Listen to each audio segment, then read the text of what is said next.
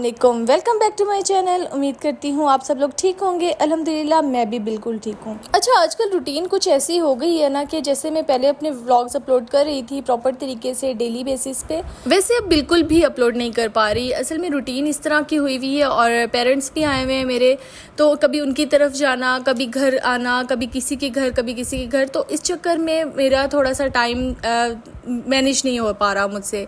तो व्लॉग्स भी मेरे थोड़े से डिस्टर्ब हो गए हैं, जिसका है मुझे एहसास। मैं कोशिश पूरी करती हूँ कि मैं साथ साथ क्लिप्स वगैरह बनाती रहूँ, आप लोगों को अपनी रूटीन दिखाती रहूँ। बस अब हो जाता है कभी इस तरह ना, आप जब रूटीन से थोड़ा सा हटते हो तो आपकी सारी चीज़ें मिस मैनेज हो जाती हैं। आजकल मोस्टली मैं अपनी मदर की तरफ होती हूँ, कभी घर होती हूँ।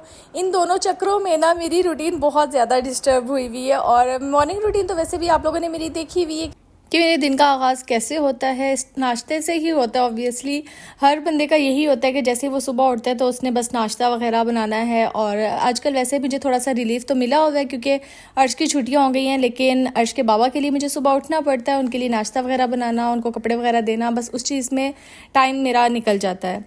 और बस यहाँ पे अब मॉर्निंग का ही टाइम था तो मैंने सोचा बॉटल्स वगैरह अभी भर के रख दूँ। साथ साथ गर्मी भी मुझे लग रही थी नाश्ते के बाद, तो फिर मैंने लेमन स्क्वॉश बना लिया। अर्श को मैंने भेजा उसके बाद कुरान पाक पढ़ने के लिए। काफ़ी दिन बाद जा रहा था छुट्टियों के बाद, तो बड़ा इसने मुझे तंग किया। अर्श जब गया तो मैं ग्रॉसरी वगैरह जो थोड़ी सी करके आई हुई थी वो मैंने सेट करके रखी, और साथ में ये वाले केक रस लाई हुई थी, ये मैंने ट्राई किए। सच में इतने मज़े के, और चाय के साथ तो ये सच में बहुत ज़्यादा कमाल लगेंगे। अब तो ये टी टाइम के लिए मेरे यूँ समझ लो कि फेवरेट हो चुके हैं, ये मैंने लाजमी अब लेने हैं। अच्छा, बैठे बैठे कुछ मेरे दिमाग में आया कि यार इतना टाइम हो गया, मैंने ईद से पहले फ्रिज को साफ़ करना था, वो मैंने किया नहीं। मतलब इतनी ज़्यादा मैं बिज़ी हो गई थी। ईद से कुछ टाइम पहले आप बाज़ारों वगैरह में घूमते हो, वहाँ पे मेरा टाइम ज़्यादा लग गया क्योंकि मैं सिर्फ अपने मुझे कपड़े नहीं लेने होते ना, मुझे सबके साथ जाना होता है। बहनों के साथ भी, अम्मी के भी लेके रखने होते हैं क्योंकि वो बलूचिस्तान होती हैं, वो थकी हुई बेचारी आती हैं, तो उनको क्या ही तंग करना। तो मैं उनका इस चीज़ में साथ दे देती हूँ कि चलो बहनों के कपड़े ले लिए, अपने ले लिए। इस चक्कर में मेरा बहुत सारा टाइम गुजर जाता है। फिर ईद के दिनों में वैसे बंदा इतना मसरूफ़ होता है, तो मैं फ्रिज को बिल्कुल भी देख ही नहीं पाई, साफ़ कर ही नहीं पाई। इतना ज़्यादा गंदा हो रहा था, मुझसे बर्दाश्त ही नहीं हो रहा था। और फ्रिज को हमेशा मैं खुद ही साफ़ करती हूँ, कभी किसी से नहीं करवाती। अगर मासी खड़ी हो तो थोड़ी बहुत हेल्प ले लेती हूँ, वरना मेरी कोशिश यही होती है कि मैं इसको खुद ही साफ़ करूँ। मुझे तसल्ली नहीं होती किसी और से साफ़ करवा के। और जो इसकी शेल्फ़ वगैरह हैं फ्रिज की, वो शीशे की हैं, तो इस वजह से मैं कोशिश करती हूँ कि खुद ही करूँ, क्योंकि अगर टूट गई या कोई नुकसान हो गया तो फिर मैं ब्लेम भी नहीं कर सकती। अच्छा भी नहीं लगता, किसी को क्या ही कहना फिर। तो बस यहाँ मैंने पहले स्टार्ट लिया उसकी बास्केट से कि इसको अच्छी तरीके से साफ़ करती हूँ। असल में सुबह को मैं इसलिए नहीं कर पाई क्योंकि लाइट का इशू होता है। मोस्टली मेरा इसी वजह से ही फ्रिज रह गया था कि सुबह लाइट नहीं होती। साफ़ करने को तो इजीली साफ़ हो भी जाए और काफ़ी टाइम भी मिल जाता है सूखने के लिए, लेकिन इतनी ज़्यादा मेरे पोर्शन में गर्मी भी हो जाती है क्योंकि मेरा 3rd फ्लोर है, तो वो ऐसे लगता है सूरज बिल्कुल मेरे पास आके खड़ा हो गया। और इतनी गर्मी में मुझसे तो सफाई बिल्कुल भी नहीं होती फ्रिज की, और जैसे ही लाइट आती है तो फिर और इतने ज़्यादा काम शुरू हो जाते हैं। आज तो मैंने ठान लिया था कि अब कुछ भी हो जाए ना, मैंने फ्रिज को साफ़ करना है, चाहे जो मर्ज़ी हो जाए। मैंने बहुत ज़्यादा हिम्मत करके अपने आप को समझाया कि बस मैंने आज करना ही करना है। अच्छा, हम लोग जब काम करते हैं ना तो वो मोस्टली हमारे दिमाग की गेम होती है। अगर हम उसको मुश्किल सोचने लग जाएं कि नहीं हो सकता या ये काम बहुत ज़्यादा मुश्किल है, तो सच में हम लोग नहीं कर पाते। मैंने अपने साथ बहुत बार ट्राई की। अपने जब दिमाग में मैं ये सोचती हूँ कि नहीं हो जाएगा, थोड़ा सा ही है, जैसे आज फ्रिज को लेके मैंने ये सोचा अच्छा चलो आज फ्रीज़र नहीं करती, मैं नीचे फ्रिज वाला एरिया साफ़ कर लेती हूँ, तो वो मेरा दिल किया करने के लिए और मैंने ये कर भी लिया। अदरवाइज नहीं हो पा रहा होता। और मोस्टली मेरे साथ होता है जब मैं कपड़े धो के लपेटने का सोचती हूँ, उन्हें अलमारियों में रखने का सोचती हूँ, मुझे इतनी ज़्यादा सुस्ती होने लग जाती है। ये मेरे साथ बचपन से ही होता है, लेकिन अब मैंने अपने आप को समझाना शुरू कर दिया। हर काम को लेके मैं सोची अच्छा बस थोड़ा सा कर लूँगी, थोड़ा सा ये हो जाएगा, थोड़ा सा वो कर लूँगी, तो वो उस चक्कर में वो थोड़ा थोड़ा करते करते आपका पूरा काम हो जाता है और आपको पता ही नहीं चलता। सबसे पहले स्टार्ट मैंने फ्रिज के डोर से लिया और इसमें से जितनी भी चीज़ें थी वो बाहर निकाली, अच्छी तरह उसको साफ़ किया। इवन मैंने डोर का जो रबड़ था वो भी निकाल के अच्छे तरीके से साफ़ किया। अच्छा, आप भी लाजमी साफ़ किया करें, हमें पता नहीं होता, हम बाकी सारा फ्रिज साफ़ कर लेते हैं लेकिन हम वो रबड़ छोड़ देते हैं, उसमें अच्छा खासा कचरा फंसा हुआ होता है और बाद में हम लोग कंप्लेन करते हैं कुछ टाइम बाद कि फ्रिज का डोर सही से बंद नहीं हो रहा है, इसमें मसला पता नहीं क्या आ गया। अच्छा, फ्रिज को साफ़ करते करते अर्श भी कुरान पाक पढ़ के आ गया था और मैंने उसको टैंक बना के दे दिया। बेचारा इतनी गर्मी में गया था, 2 से 4 बजे तक वो वहीं पे बैठा रहा और जब वापस आया तो बहुत गर्मी हो रही थी। अच्छा खैर डोर तो साफ़ हो गया। उसके बाद बारी आई अंदर वाले फ्रिज की, तो मैंने सारी शेल्फ वगैरह इसकी बाहर निकाली। ये ग्लास की हैं, इसको भी मैं नरम वाली जो साइड होती है स्पंज की उससे साफ़ करती हूँ। और इसको साफ़ करने के लिए मैं मोस्टली, बल्कि पूरे ही फ्रिज को साफ़ करने के लिए मैं लिक्विड वाला लेमन मिक्स लेती हूँ। वो बहुत अच्छा साफ़ करता है, उससे शाइन भी आ जाती है और वो क्लीन भी हो जाता है। ये देखें यहाँ से रबड़ अच्छे खासा गंदा था, मैंने इसको भी साफ़ करना था, इसको भी साथ साथ ही साफ़ किया। शेल्फ भी साफ़ हो गई। और इसकी जो शीट्स वगैरह थी, शीट्स लाजमी बिछाया करें, क्योंकि अक्सर ऐसा होता है दूध दही या कुछ भी हम रखते हैं तो उसके निशानात लग जाते हैं, फिर शेल्फ बहुत बुरी लग रही होती है। और बाद में जब हम इसे साफ़ करते हैं तो भी इस पर कोई ना कोई स्क्रैच वगैरह आया हुआ होता है। ज़ाहिर बात है, हम देगचियाँ वगैरह भी रख रहे होते हैं फ्रिज में। घर की कुछ चीज़ें इस तरह की होती हैं जो हमारे डेली यूज़ में भी होती हैं, बहुत ज़्यादा हमारे लिए नेसेसरी भी होती हैं और हम बार बार ले भी नहीं सकते। तो बेहतर ये है कि उसे पहले ही ख्याल से रखा जाए। जब तक हम अपनी चीज़ का ख्याल खुद नहीं रखेंगे उसने तो ख़राब होना ही है। ज़ाहिर बात है, ये डेली यूज़ की चीज़ है, आप साथ साथ इसको साफ़ करते हैं तो ही ये आपके काम चलती रहती है बहुत ज़्यादा अरसे तक। वरना हम लोग कंप्लेन करते हैं कि हमारी चीज़ तो 1-2 साल भी नहीं चली। अब मेरे फ्रिज को ऑलमोस्ट 7 साल हो गए हैं और इन 7 सालों में मैं इसी कोशिश में थी कि मेरा फ्रिज हमेशा साफ़ सुथरा रहे। कभी हो जाता है, इंसान मसरूफ़ होता है तो वो गंदगी की तरफ चला जाता है, लेकिन इतनी गंदगी भी ना हो कि आप जब खुद खोलो तो आपका दिल ख़राब हो। बस फिर यहाँ पे फ्रिज साफ़ हो चुका था और बाकी जो भी अंदर रखने वाली सॉसेस थी इनको भी मैंने अच्छे तरीके से साफ़ किया और फ्रिज के अंदर रख दिया। और इस तरह की चीज़ें जिन्हें साफ़ करना आपके लिए ट्रिकी होता है और जब ये साफ़ हो जाती हैं सच में दिली सुकून मिलता है, जहन भी आपका सच में सुकून में आ जाता है। तो बस मैंने सारे यहाँ पे चीज़ें रखी। आधा घंटा तो मैंने खैर पहले फ्रिज को चला के रखा कि ये थोड़ा सा ठंडा हो जाए। फ़ौरन चीज़ें नहीं रखनी होती, जब आप साफ़ कर लेते हैं उसको अच्छे तरीके से ड्राई करना होता है। तकरीबन ये आधा घंटा वैसे ही खुला रहे ताकि अच्छे तरीके से ड्राई हो जाए, वरना आप लोग किसी कपड़े से ड्राई कर सकते हैं। और आधा घंटा तो आप लाजमी छोड़ा करें फ्रिज को ठंडा होने के लिए, खाली बिल्कुल। उसके बाद आप जितनी भी चीज़ें रखना चाह रहे हैं वो रख लिया करें। मैं तो जब भी फ्रिज साफ़ करती हूँ उसके अंदर बाद में जो भी चीज़ें रखती हूँ वो भी साथ साथ साफ़ करती हूँ, क्योंकि डेली यूज़ में ये हमारी चीज़ें होती हैं। और बस यहाँ पे मैं जैम वगैरह और सॉसेस वगैरह रख के चेक कर रही थी कौन सी चीज़ कहाँ पे ज़्यादा सही लगेगी। अच्छा, मेरे साथ क्या हुआ कि मैंने जब फ्रिज साफ़ किया ना तो मेरा दिल कर रहा था मैं ऊपर वाला फ्रीज़र भी अच्छे तरीके से साफ़ कर देती हूँ।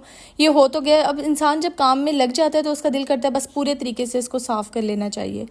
और मैं अभी बस यही सोच रही थी कि फ्रीज़र को खोलती हूँ, इसको अच्छी तरीके से साफ़ करती हूँ। फ्रिज हो गया है। इतनी देर में पता चला दोबारा से लाइट चली गई। लाइट आए हुए अभी 2-3 घंटे ही हुए थे। मुझे था कि चलो साफ़ हो गया, फ्रिज ठंडा भी हो जाएगा। बॉटल्स वगैरह भी मैंने साथ ही रख दी थी पानी की। बाद में मुझे क्या पता था कि लाइट ही चली जानी है और वो ऐसी गई कि इतना बुरा हाल हो गया, हमारा आने का नाम ही नहीं ले रही थी। असल में हुआ कुछ यूँ, मौसम आंधी वाला बन गया था और हमारा यहाँ पे सच में थोड़ा सा अगर पत्ता भी हिल जाए ना तो यूँ समझो कि बस लाइट से आप लोगों ने हाथ धो लिया, लाइट बिल्कुल नहीं आती। और मुझे थोड़ा सा शक हो गया था कि अब आंधी आने वाली है, इसीलिए मैंने सारी जो अपनी विंडोज़ वगैरह थी वो भी बंद कर दी थी और जो चीज़ें मैंने अंदर समेट के रखनी थी वो भी रख दी। विंडोज़ बंद किए हुए मुझे मुश्किल से 5 मिनट हुए होंगे। इतनी तेज़ हवा चली और उसके साथ साथ आंधी तूफ़ान में बदल गई और इतनी खौफनाक आवाज़ें आ रही थी। मैं बिल्कुल ऊपर अकेली थी, मुझे सच में बहुत डर लग रहा था।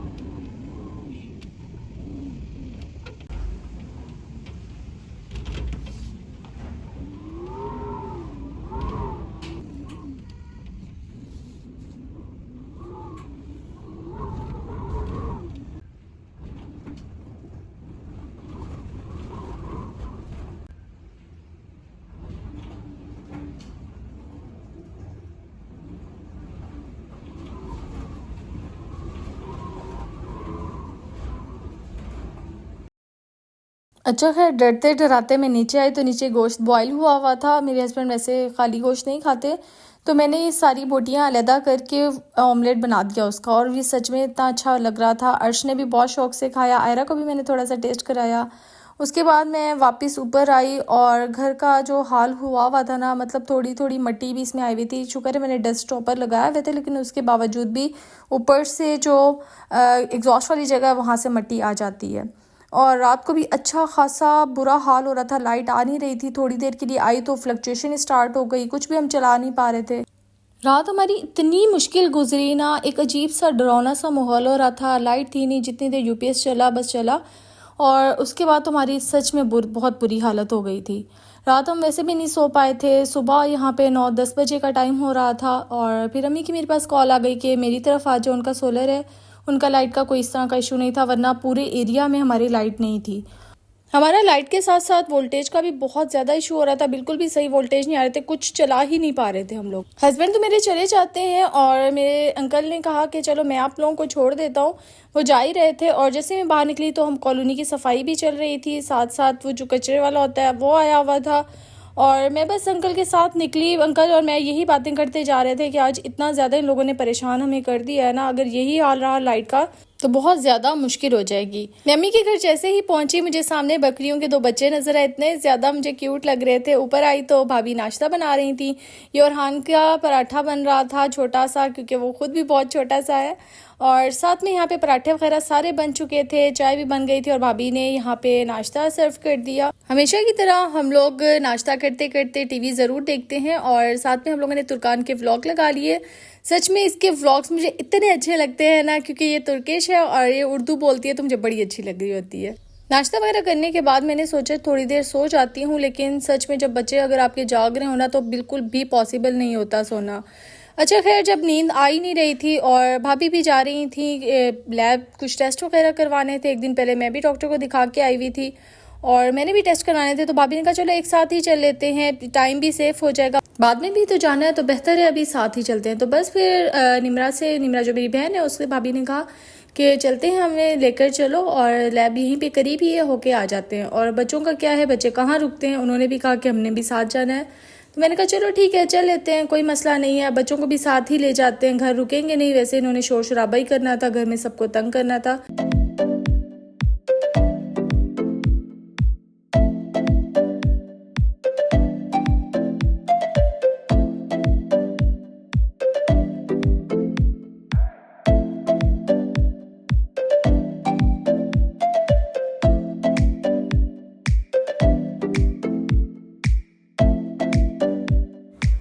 और फाइनली कॉलोनी के गेट के सामने की जो रोड है वो बनना शुरू हो गई थी।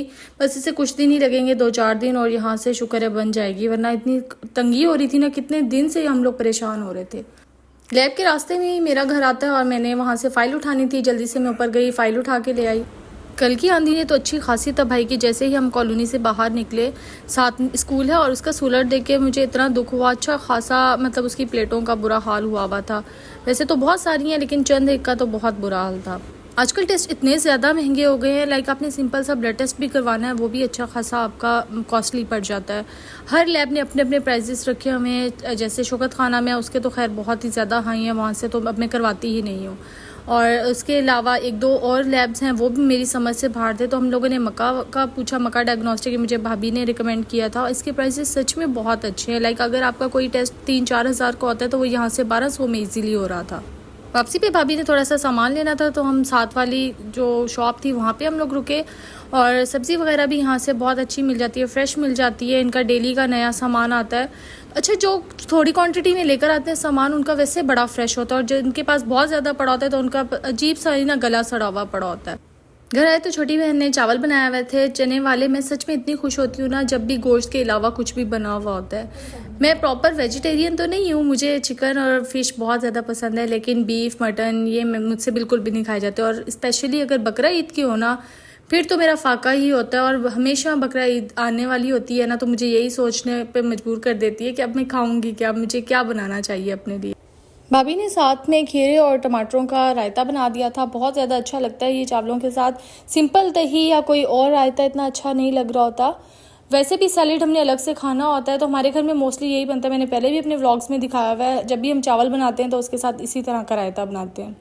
और ये जो कबाब थे ये अर्श को मैंने खिलाया, अर्श को बहुत अच्छे लग रहे थे। खाना खा के हम लोग फ्री हुए ना तो मुझे शक हुआ कि कुछ ना कुछ तो रूम में ज़रूर हो रहा है। और मैं जैसे ही भाभी के रूम में गई ना तो रहान ने बेडशीट से लेकर बुक से लेकर अपना हाथ अपना मुंह सब कुछ लिपस्टिक से भरा हुआ था और इतना मासूम बन के खड़ा हुआ था। मुझे इतना क्यूट लग रहा था जैसे इसे कुछ हुआ ही नहीं, इसे पता ही नहीं है कि मैंने किया क्या है। अच्छा खैर, भाभी आई हैं, भाभी ने यहाँ सारा कुछ साफ़ किया, उसके बाद उन्होंने चना चाट बनाई। हमारे घर में ना चने बॉईल करके हम लोग फ्रीज़र में रख देते हैं और जितने ज़रूरत होते हैं उतने निकाल के उसके बाद वापस बाकी सारे फ्रीज़र में ही होते हैं। तो जैसे ही चावलों के लिए निकले थे ना चने, तो भाभी ने कहा था बाकी के जो हैं उसकी मैं चना चाट बना दूंगी, फ्रीज़र में दोबारा नहीं रखना। शाम हुई तो दोबारा से मौसम तब्दील हो रहा था और मैंने कहा नहीं, मैं आज धोखे में नहीं आती, ये अच्छा मौसम ना हमेशा आंधी में कन्वर्ट हो जाता है। और वैसे ही हुआ, अच्छी खासी आंधी चलना स्टार्ट हो गई। और साथ में हमारे चाचू वगैरह की फैमिली भी आई हुई थी, उनके साथ बैठे काफ़ी ज़्यादा बातें वगैरह की, टाइम स्पेंड किया, बड़ा अच्छा लगा उनके साथ भी बात करके। रात हुई तो हमारा चाय का टाइम हो गया। चाय का टाइम वैसे शाम को होता है लेकिन मसरूफियात की वजह से चाय बन नहीं सकी। फिर चाचू लोग आ गए, उनके आगे चीज़ें वगैरह सर्व की, चाय उन्होंने पीनी नहीं थी तो बनी नहीं। फिर खैर हम लोगों ने बाद में बना ली। अब इतनी देर में मेरी खाला की कॉल आई कि घर में अभी तक लाइट नहीं आई हुई और गोश्त वगैरह जितना भी पड़ा हुआ था फ्रिज में वो ख़राब होने का खतरा था, क्योंकि 2 दिन अब हो चुके थे।